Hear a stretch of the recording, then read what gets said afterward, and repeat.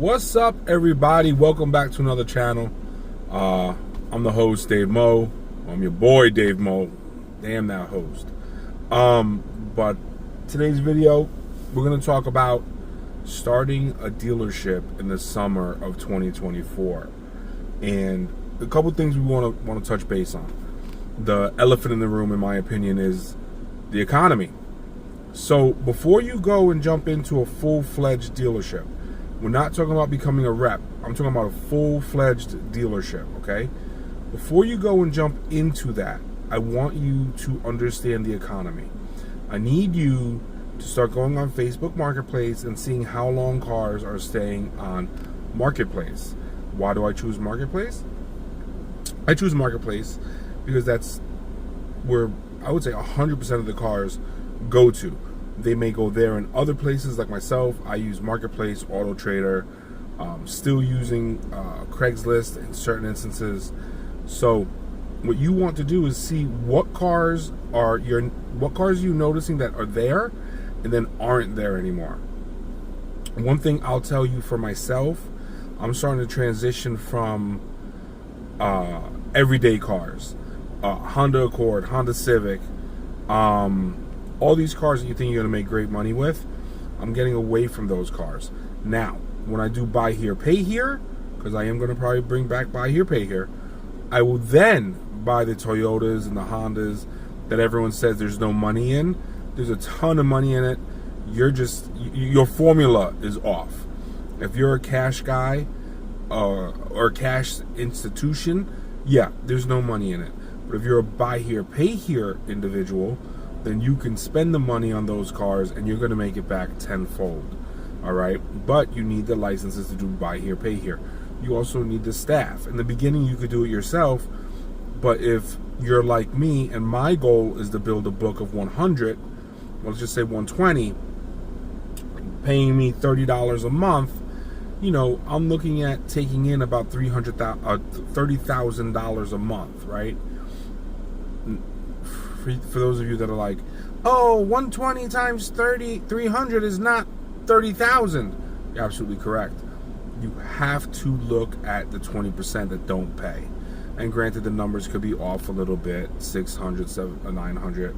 But for a broad stroke, that's what it is. So I would figure all that out before I get into buy here, pay here. If I was going to open my dealership, I don't believe in frontage. I have a spot now, and I'll show you later on in the week. I do have a spot now, and it does have frontage. I don't see a lot of people stopping by saying, oh, I was driving by and I want to see that car. Has it happened? Once or twice. Did we close them down? No. More than likely, there were tire kickers, not even really thinking they wanted to buy a car. Came by, looked at it, drove it. Oh, I'll be back. You know the routine, okay? So for me, I'm going to look at what is available in my area. Now we're talking about lot, okay? If I can get a $5,000 piece of property with frontage, or I can get a $1,250 warehouse that can house, you know, let's just say 6 cars, okay? Between outdoor parking and indoor parking, I would much rather save the overhead, because no matter how many car sales you sell, you have to pay that rent, okay? So if I could cut my rent down to $1,250, $1,000, $800, you know, I've heard numbers where people are like, damn, like, man, I wish I could get those numbers. That's what I'm going to do, all right? I'm going to go there.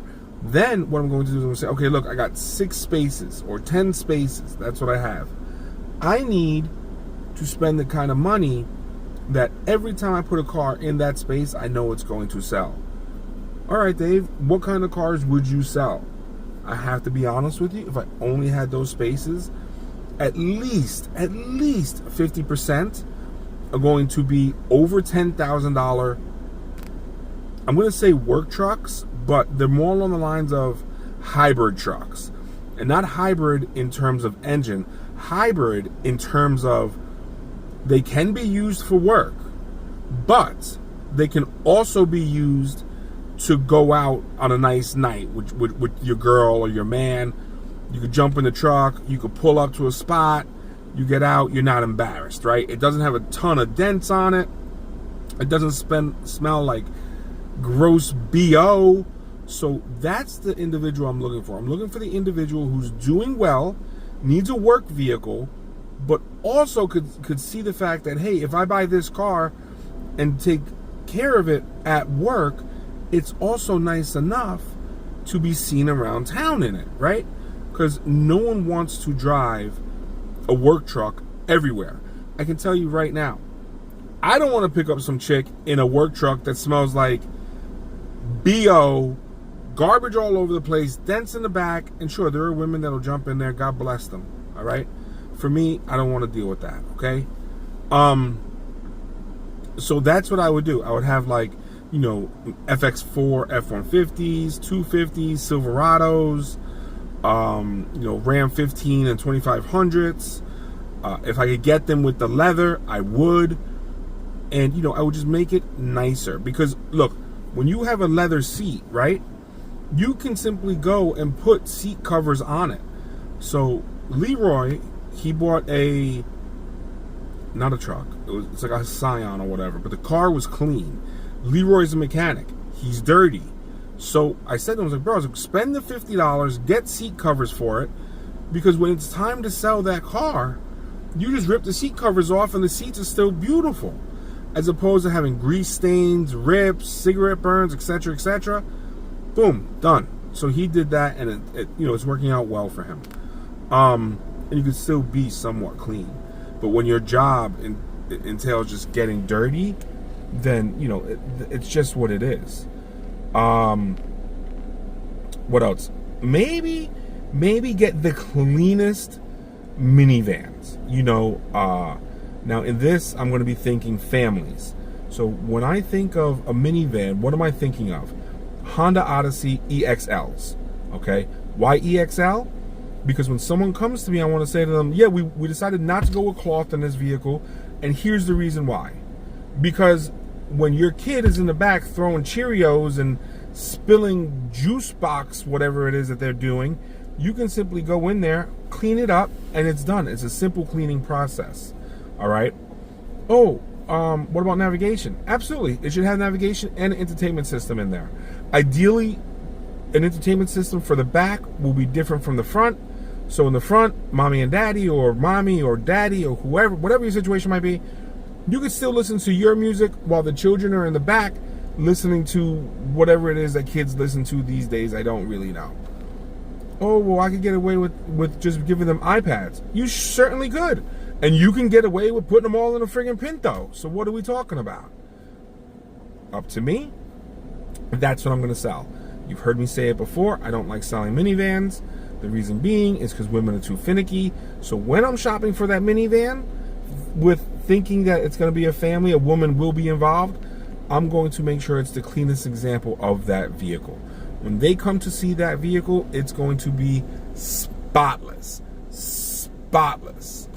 Another thing, I'm going to go back to it. Are you going to do traditional financing? If you are, it's very difficult in the beginning to get really good financiers. You won't get like credit acceptance because if you have a warehouse, you don't have enough cars for them to do business with you. That's why they choose not to do business with warehouse dealers. If you're going to have a full-fledged lot, then you also need to have at least like 25 cars on that lot that are eligible for credit acceptance program in terms of leasing cars. Okay, we can get into credit. Credit's a big thing. You should have good credit. If you don't have good credit, it'll probably be a little bit more difficult unless you have a shit ton of cash. Because credit comes into the insurance, the bond, and the rent.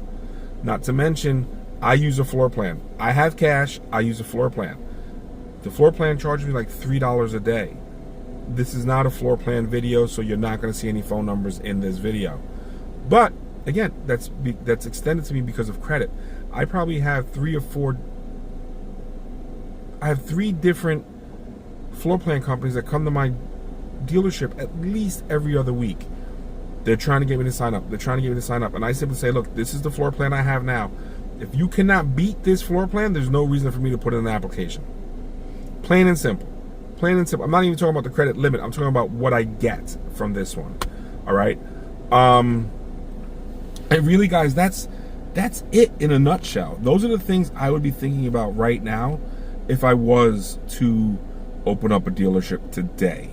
Because quite frankly, nobody knows. Regardless to who you listen to, regardless to what YouTuber, how many subscribers, financial manager, I don't give a damn who you're listening to. Nobody knows what's going to happen with the American dollar at this point. And you go and you open up a dealership and you take a lot of money and you put it in there, and next thing you know, the bottom falls out. It's 08 or worse all over again. Forget about it. You're stuck with a bunch of cars, you're out of business, and you lost your money. If people don't have money to pay their mortgage, you think they have money to buy your car? Chances are no. Chances are going to be no. So, and again, I'm not saying it's going to happen. What I want to say, you need to be aware of your surroundings. You need to be aware of the economy. You should be watching the economy every single day. You should be waking up and not watching CNN, not watching Fox, not watching, the Bloomberg reports, not reading the Wall Street Journal. What you should be doing is reading it all of it.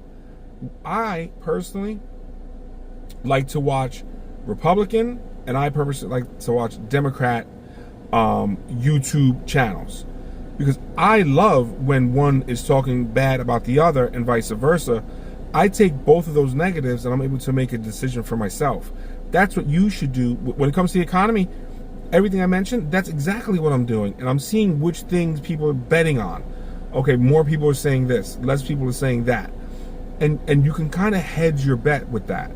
Right now, myself personally, I'm starting to draw back a little bit with a lot of the cars I've been selling, and what I'm going to start doing is turning around and going with a little bit nicer trucks. My train of thought is, if I sell a nicer truck or a nicer truck, okay, a nicer Transit, a nicer Econo van, chances are the individual looking for that vehicle has a job. Those are work vehicles, okay? So they have a job, they have the credit, they may have the money, they can come in, they know what they want. You're mainly dealing with dudes, not to say that women can't buy these things, but generally speaking, it's going to be a dude, and dudes are a lot likely to overlook stuff. As where a woman will get hung up on the fact that, oh, there's a little scratch up here, and it could blow the deal for you. Trust me, I've been down this road before. So for me personally, I'm going to unload what I have now and just stick to probably trucks for the time being. Start getting my truck game up. And I'll do all kinds of trucks. I'll do low-end trucks, the $5,000 trucks, all the way up to like $20,000. Because, again, the dude looking for the $5,000 truck, he just needs to get back and forth to work. Maybe haul some lumber. Maybe take away some trash. Who knows? But it's work, right? So, in my opinion, having trucks is never a bad thing. With that being said, guys, I hope I helped you out. Again, any comments you need, any questions, leave them below. I will do the best to get back to you. demoflips@gmail.com. That's the email. You can send it there. But for some reason, a lot of these things I'm not getting notified for. They end up in the spam. So, let's figure out a way that you guys can get with me if you need me. If not, God bless. And as always, man, stay blessed. Count your blessings. And, take care of yourselves and your loved ones. I'm going to get out of here on this one, all right? I got to get to work.